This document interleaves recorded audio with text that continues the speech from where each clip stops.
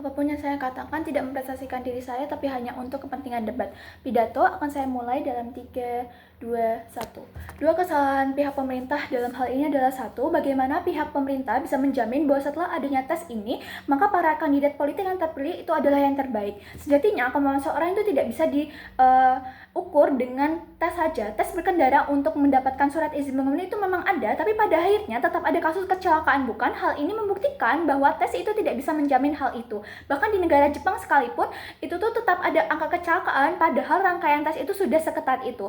Tapi yang kedua, mereka nggak menjelaskan bagaimana tanggung jawab politik yang begitu besar itu bisa terlaksana dan berjalan dengan baik ketika mereka lulus tes kompetisi politik ini tadi. Nggak ada jaminannya, tes itu hanya akan dijadikan formalitas saja. Pada akhirnya, mereka hanya akan sibuk untuk mempelajari bagaimana bisa lulus tes ini tanpa mempelajari tentang keadaan daerah ataupun negara itu tadi. Ketika kamu memiliki jabatan, sebenarnya bukan hanya kamu sajalah yang bekerja, akan ada pihak-pihak lain yang membutuhkan kamu, membantu kamu, misalnya tentang hukum, ekonomi, dan lain sebagainya, di mana hal-hal seperti itu memang membutuhkan seseorang yang ahli dalam bidangnya, bukan satu orang yang bisa dasar tentang ilmunya tapi tidak tahu sejatinya paham dengan penerapan yang sesungguhnya.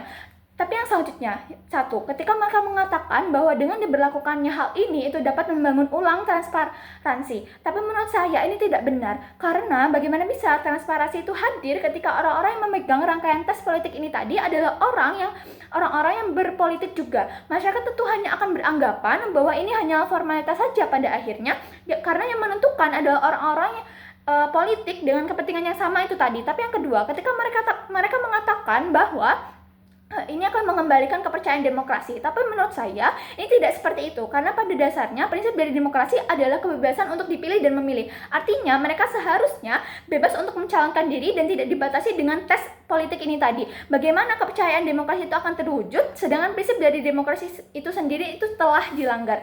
Beban pembuktian saya pada pihak oposisi adalah: satu, mengapa menolak mosi mewajibkan kandidat politik untuk lulus tes kompetensi politik agar dapat mencalonkan diri itu layak untuk dijustifikasi. Tapi yang kedua, mengapa menyesalkan mosi ini itu lebih memberikan dampak baik dibandingkan dampak buruk? Pendirian saya adalah: satu, Dewan ini setuju bahwa dengan tidak adanya kewajiban untuk lulus tes kompetensi politik itu lebih baik. Tapi yang kedua, tidak setuju bahwa dengan mewajibkannya adanya lulus tes kompetensi politik ini itu berimplikasi lebih baik. Tujuan saya adalah memberikan kebebasan demokrasi untuk para kandidat politik untuk mencalonkan diri tadi. Masuk ke argumen saya. Satu, bagaimana yang terjadi di status quo? Pemerintah tidak memberlakukan tes kompetensi politik untuk para kandidatnya. Pemerintah memberikan prinsip demokrasi dengan membiarkan banyak partai dalam pemilu sehingga masyarakat mempunyai opsi yang banyak ataupun adanya kursi di dalam pemerintahan itu untuk berbagai partai. Tapi yang selanjutnya, kenapa prinsip demokrasi itu penting? Satu, demokrasi merupakan salah satu dasar dari berjalannya suatu negara. Bagaimana caranya kamu untuk menjalankan aktivitas politikmu dan lain sebagainya itu berdasarkan hal-hal ini tadi. Negara kita merupakan negara demokrasi yang memegang prinsip kebebasan untuk dipilih dan memilih. Jika hal ini dibatasi dengan adanya tes politik, maka sama saja melanggar dari prinsip demokrasi itu tadi. Dan sebagai rakyat yang memilih, artinya itu rakyat diberikan kesempatan juga untuk menilai. Rakyat diberi wewenang untuk menentukan siapa saja yang akan ia pilih nantinya. Bisa saja yang ia mau pilih adalah orang yang tidak lulus tes politik ini tadi, sehingga rakyat kehilangan haknya untuk memilih secara bebas, bukan?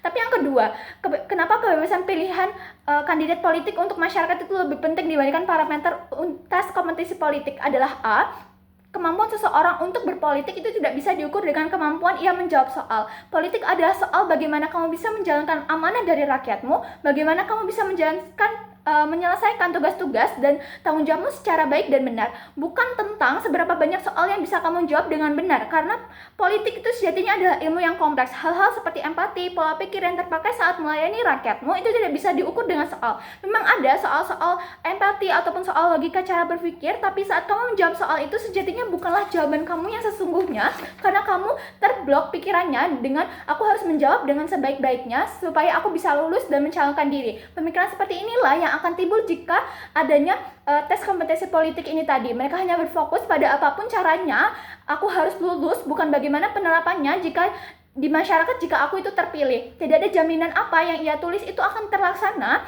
sehingga akan berimplikasi juga pada output yang dihasilkan itu juga akan buruk.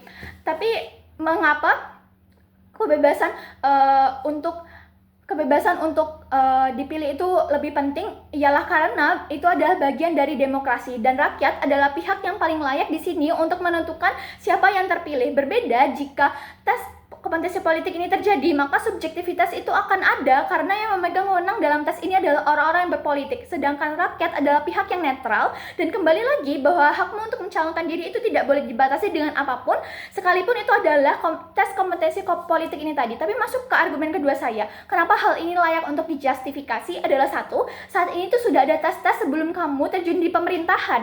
Saat ini tuh sudah ada tes wawasan kebangsaan, di mana hal-hal ini tuh mengukur bagaimana rasa nasionalisme, bagaimana kamu akan menjalankan tugasmu di pemerintahan dengan tetap mementingkan kepentingan bangsa dan negaramu untuk mencegah hal-hal yang seperti hanya mementingkan kepentingan golongannya dan lain sebagainya. Sehingga saya rasa ini sudah cukup untuk mengatas rasa nasionalisme. Tapi yang kedua, bagaimana dengan tidak adanya tes kompetensi politik ini? Sistem politik itu tetap berjalan dengan baik adalah orang-orang yang terpilih dalam pemerintah itu bukanlah orang yang sembarangan. Artinya jika ia terpilih, artinya ia sudah dianggap memiliki kapasitas untuk itu.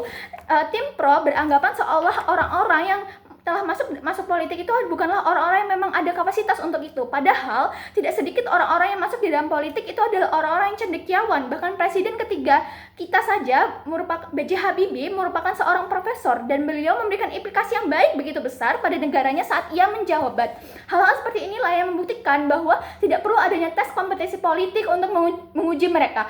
Yang mereka butuhkan adalah realisasi bagaimana kinerja kamu nantinya saat kamu terjun di lapangan. Saat ini memang politik kita itu dianggap sedang ada masalah dan lain sebagainya, dan masyarakat itu sudah kecewa, sama-sama tidak berpartisipasi dan lain sebagainya. Tapi sebenarnya Dewan Juri, politik kita itu juga sudah mulai berkembang dengan mereka menerapkan kebijakan baru misalnya, yang berarti kebijakan lama itu sudah tidak relevan, atau masyarakat itu juga tetap ada berpartisipasi dalam pemilu karena sejatinya mereka juga punya keinginan untuk ikut andil dalam pemilihan pemimpin mereka, karena mereka lah pihak-pihak yang merasakan implikasi dari kinerja pemimpinnya itu tadi. Oleh karena itu, tes kompetisi politik bukanlah parameter sesungguhnya, karena yang dilihat adalah kinerja kamu nantinya. Kalaupun pemerintahan tersebut ada kesalahan, rakyat masih bisa protes dengan demo ataupun gerakan lainnya yang memang dilegalkan, karena memang itulah demokrasi. Oleh karena itu bangga menolak mosi.